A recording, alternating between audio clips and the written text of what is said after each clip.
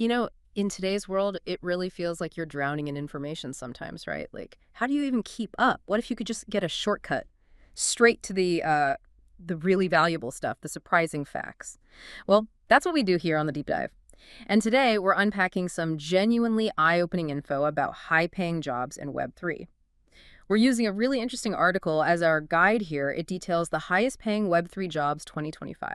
It's quite a revealing look at where the big earning potential is. Exactly. And our mission today, it's not just about listing salaries. We want to dig deeper, understand what actually makes these roles so lucrative, what skills you really need, and maybe talk about the realities of working in these, well, pretty cutting-edge fields. It's not always straightforward.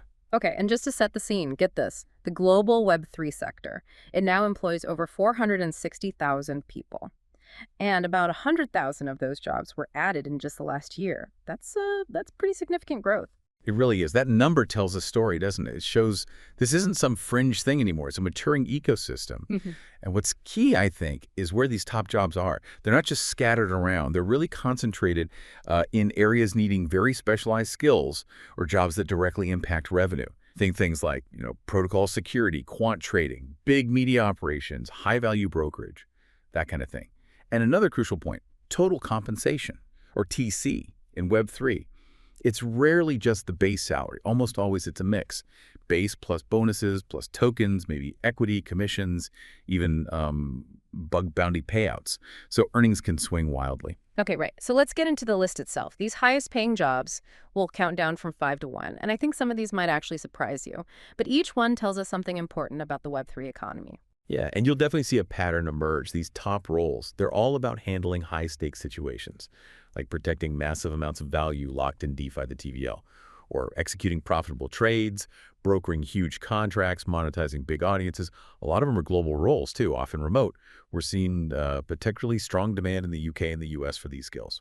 All right, first up, number 5, it's the DeFi Quant Researcher or Trader. You find these folks at market makers, crypto funds, and the pay.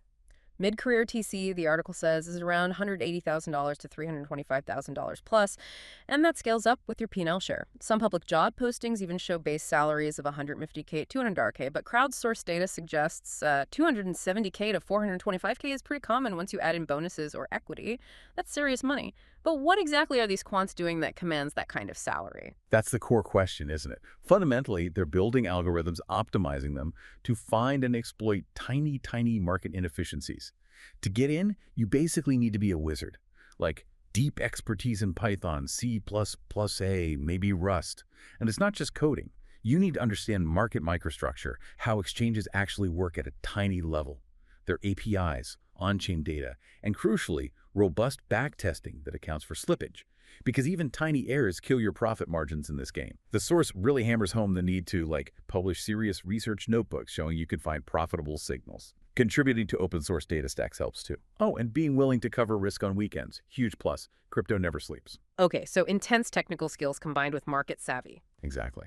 And the thing to keep in mind here, the keep in mind part, your upside is directly tied to market volatility and the firm's risk appetite. When markets are flat and spreads compress, those big bonuses can shrink right down. But in hot years, yeah, researchers with working signals can see absolutely massive variable pay. Life-changing stuff. In the slow years, though, it's that base salary carrying you through.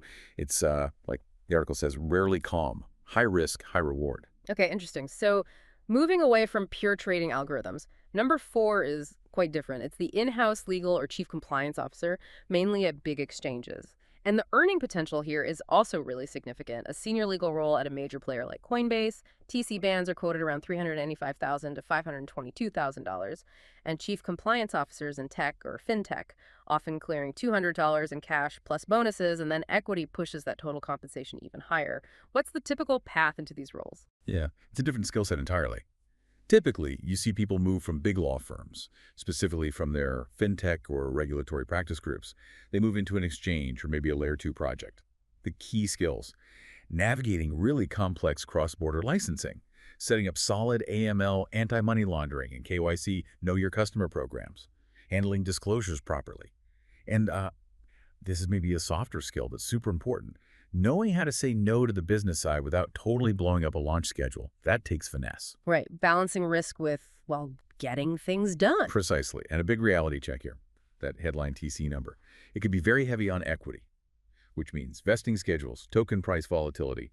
Your actual take-home can vary a lot. Oh. Also, hiring for these roles tends to be driven more by, say, big litigation cases or new regulations rather than just the crypto market price itself. On the plus side, though, a lot of these legal and compliance jobs are now hybrid or fully remote. Good opportunities in both the US and UK there. Okay, so number 3 on the list. This one might actually surprise some people. It's the crypto influencer or media operator. Think YouTube, podcasts, newsletters. The source says their main income is from sponsors. It gives the example of Bankless apparently logs around 2 million podcast downloads a month. Now, if you figure a typical CPM that's cost per 1,000 downloads for a host read ad is maybe $25, $40, the sponsor revenue adds up fast. Just from mid-roll ads at, say, a blended $70 CPM, that's like $120,000 a month before platform fees, obviously.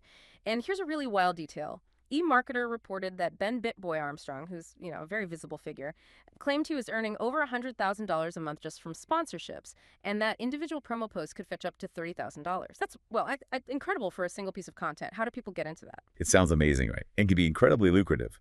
But the absolute key, the foundation, is building an audience. Genuine engagement. You usually start with one main channel, say YouTube, and you have to publish consistently, find a niche you actually know well and care about. Once you've got that steady engagement, then you professionalize. Build a media kit, set your rates, have a clear sponsor policy. Then you can start approaching brands that fit your audience, or maybe join specific crypto creator marketplaces. Tools like Descript help a lot with production, apparently. But the core advice is critical. Grow trust first, monetize after. If you lose that trust, the audience leaves and the sponsors disappear. Simple as that. Right, authenticity is key. But what about the rules? Surely you can't just promote anything. Absolutely not. That's a huge pitfall. In the U.S., the FTC, Federal Trade Commission, has very clear endorsement guides. You have to disclose any material connection. If you're paid or get something of value, you need to make that crystal clear, audibly, visually. No hiding it. And there are similar rules in the UK and the EU. So successful, legitimate creators, they need a public sponsor policy, a rate card, and they stick to it. Transparency is non-negotiable. Regulators are definitely watching this space closely. Okay, good warning. So number 2, this role is absolutely critical for the whole Web3 ecosystem's health. The smart contract security auditor, or sometimes called a white hat researcher. Base salaries for senior engineers at established audit firms are often in the $150K, $200K plus range. Maybe higher at layer 2s or places really focused on security. But what's the real kicker here? What puts this so high on the list? The bounties. That's where the serious upside is. This is where it gets, well, potentially astronomical. Cop bug bounty programs publicly list payouts for critical vulnerabilities up to $5 million. That's not a typo. $5 million, and the all-time record. It currently stands at an unbelievable $10 million. That was for the wormhole bridge hack discovery. That single payout potential is why you see security auditing topping so many of these highest-paying Web3 jobs lists. It's the lottery ticket potential almost. $10 million for finding a bug. Wow. Okay, so how do you get into that game? Well, you can join an established audit firm or maybe take on retainer work, but a lot of it involves serious grinding. Things like capture the flag competition CTFs, where you practice finding and exploiting vulnerabilities in safe environments. Building a public track record is huge. Platforms like Immunify are key there. You need to show your work. Publishing really clear, concise postmortems after finding something. Minimal proof of concepts that demonstrate the issue without handing attackers a blueprint. And you absolutely need to understand safe harbor rules, the guidelines that protect ethical researchers, and practice coordinated disclosure, working with the project team to fix things safely. So it's highly skilled, very technical work. Extremely. And another thing to keep in mind, those bounties, they're lumpy. That's the word the source uses. You could have a dry quarter with just your base salary, feels pretty average. Then, boom, one critical find could pay more than your entire annual salary. Also, sometimes the payouts are in the project's own token, or they have vesting schedules, which adds price risk, volatility again. So yeah, reading the scope of the bounty program very carefully, and maybe even pre-negotiating how you'll prove the impact of your find, that's super important. These are definitely not entry-level roles. You need deep expertise. Right. Okay, so that brings us to number 1, the top spot. And it's the Bitcoin mining site sales broker or institutional business development role. And this one is almost entirely commission-driven, which is interesting. Big infrastructure deals for Bitcoin mining, they pay on success. Fees are usually low single-digit percentages, stepping down as the deal size gets bigger. But even 1-3% on a multi-million-dollar deal, that adds up. The example given, on a $12 million contract, 1% is $120,000, so one close like that turns an average month into a six-figure month. And to make it more concrete, the source mentions a former deputy head of BD at EMCD, now brokering deals, who estimated their commissions for September 2025 at over $140,000 from just one, quote, run-of-the-mill 50-megawatt site deal in Texas. Yeah, that's the potential scale we're talking about. It's pretty staggering. So who are these brokers and what exactly are they selling? Well, it ranges. Could be specialist brokerages that also do research, or it could be the business development teams within large global hosting providers. And the activity is really focused in specific regions, right? Places like Texas, Paraguay, Georgia, Ethiopia, parts of the Gulf. Basically anywhere you can get large amounts of power, megawatt scale, and relatively clear, predictable electricity pricing at the kilowatt-hour cost. That's where these massive deals can happen. They're essentially matchmakers, connecting miners who need huge amounts of power and space with the facilities that can provide it. Okay, and how does one break into that specific niche? It sounds very relationship-driven. It definitely has that element. The advice is usually to start smaller. Maybe handle smaller hosting deals, what they call tranches, and meticulously build up a verified list, a ledger of actual buyers and sellers. Knowing who's serious is key. Using really clear contracts engagement letters is vital. Define the success fees, exclusivity periods, non-circumvention clauses. Protect yourself. And you have to know the technical details inside out. Power usage effectiveness, PUE, that's a measure of data center efficiency. Curtailment economics, managing power cuts, interconnect timelines, the different mining hardware models. Clients will absolutely grill you on this stuff. You need deep domain knowledge. It sounds intense. What's the main keep in mind factor here? The commission structure, that's the big one. These roles are almost entirely commission